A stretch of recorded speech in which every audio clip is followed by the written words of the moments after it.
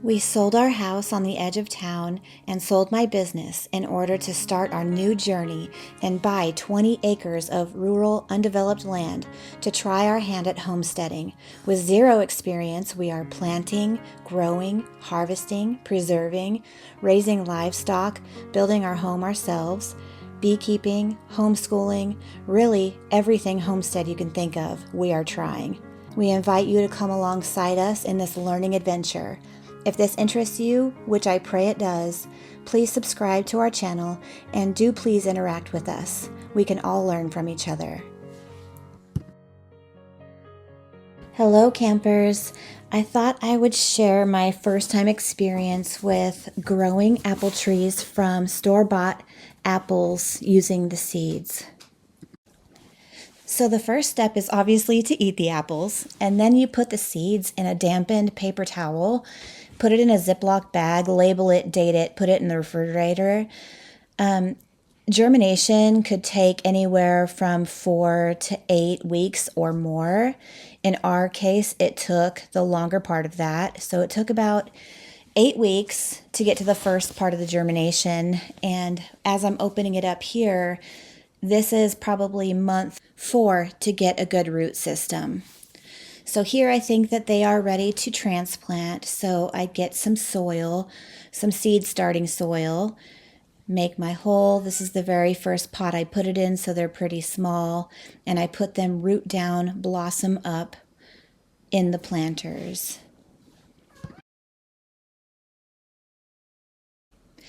I was pretty lucky with having 5 seeds to start, and all 5 of them germinated. And look how beautifully tiny they are.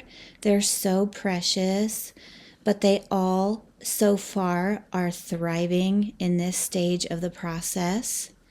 Now, something to note about apples, which is new knowledge to me, is when you grow apple trees from seed, you cannot expect them to develop and grow into the same type of apple from the seed, if that makes sense. So in this case, I purchased Golden Crisp or Honey Crisp apples.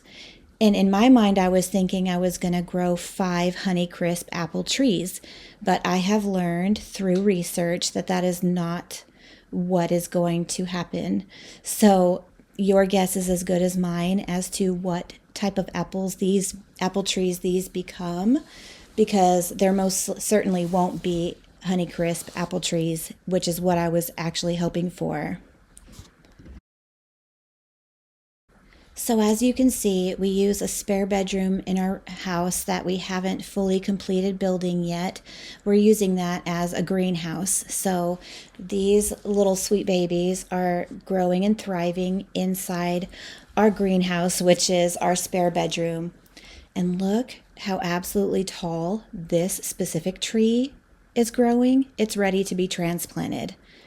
And at this point, I had already transplanted them into bigger pots, but these 2 that I'm touching, those are going into the ground. And as you notice, those look similar, but on to the next apple tree that I'm zooming in on, it looks like a completely different apple tree. Different leaves, different coloring. So it'll be interesting to see what apple trees these turn out to be.